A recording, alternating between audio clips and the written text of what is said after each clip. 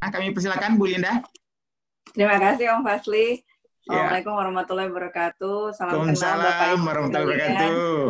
Saya nih jatuhnya kemenakannya Om Fasli nih. Semua yang hadir pakar-pakar, om-om dan tante semua. Mohon izin saya menyampaikan sedikit pemikiran bersama dalam rangka meningkatkan kualitas. Saya berpikirnya selalu bagaimana kita meningkatkan kualitas pendidikan untuk generasi muda kita di Minangkabau.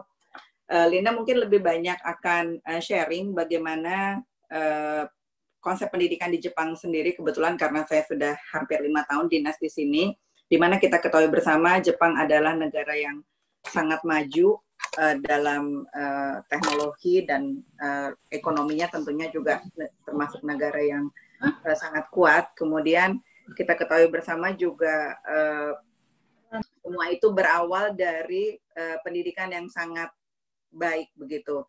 Jadi kita ketahui bersama bagaimana sedikit cerita sejarah ketika Jepang luluh lantak oleh Perang Dunia, maka Kaisar atau Tenohika ketika melihat hancur lebur Jepang saat itu, yang ditanya adalah bukan berapa kekayaan yang masih tersisa atau berapa bangunan yang masih ada, tetapi yang ditanya berapa orang guru yang masih tersisa. Nah, itu menunjukkan betapa pendidikan itu selalu menempati tempat yang sangat penting di Jepang ini sendiri. Nah, holistic education di Jepang itu sendiri mengacu kepada 3 konsep, yaitu Chi, Toku, dan Tai. Apa yang dimaksud dengan Chi? Yaitu bagaimana academic ability anak didik itu dibentuk dengan sangat baik. Dari sini kita bisa melihat bahwa anak-anak itu sudah terbiasa berpikir analitik sejak anak itu usia SD. Berbeda sekali dengan kondisi kita tentunya. Kemudian yang kedua adalah Toku, itu tentang richness in humanity. Jadi bagaimana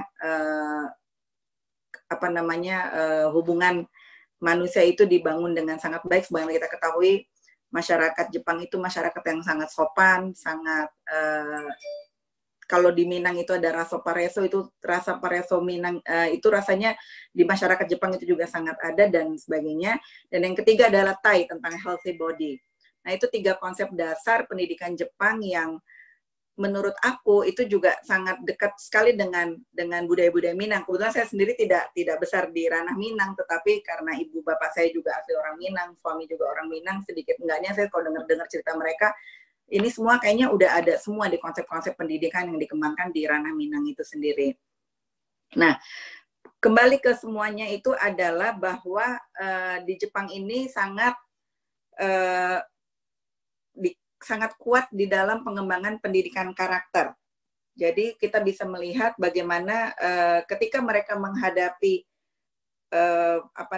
kemajuan teknologi yang sangat tinggi, kemudian mereka sangat high tech lah dalam segala hal, tetapi yang namanya bagaimana itu bisa dicapai adalah menurut saya juga tidak terlepas dari pendidikan karakter yang sangat kuat yang dibentuk tidak hanya di sekolah tetapi juga di rumah dan masyarakat.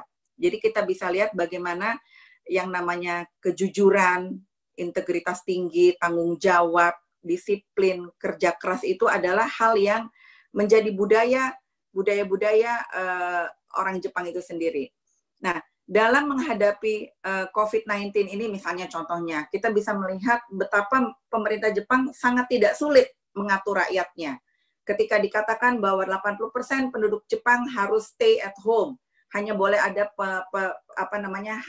boleh mobility penduduk sekitar 20% untuk menghindari penyebaran COVID yang begitu kuat, akan sangat terlihat bagaimana penduduk Jepang sangat tertib, sangat taat, sangat patuh pada SOP ditetapkan oleh pemerintah. Itu menurut saya adalah sebuah hasil ya, buah dari pendidikan karakter yang sangat berhasil yang bisa kita rasakan.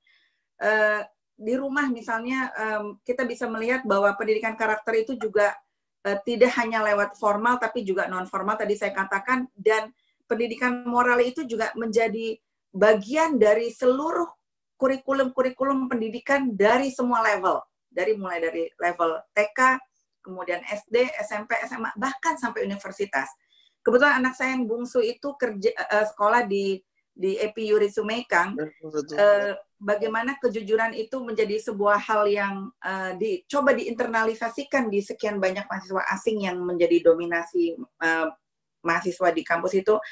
Dan anak saya cerita sangat sederhana, Bun, pokoknya kalau ada paper yang terlihat unsur plagiatnya, itu bukan hanya sekedar dikasih D atau apa, langsung anaknya di DO.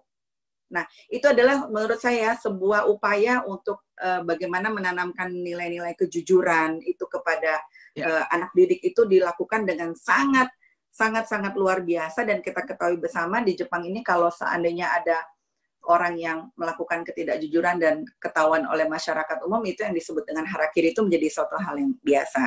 Baik. Dan iya, mungkin itu sedikit dari Linda, dan karena aku masih ada darah Minangnya, mungkin saya tutup dengan pantun.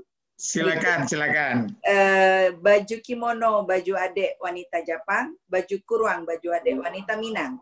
Pendidikan sangat penting untuk kemajuan masa mendatang. Peranan kita bersama memajukan Minangkabau tersayang. Mungkin itu sedikit. Alhamdulillah. Terima kasih Ibu Dr. Alinda.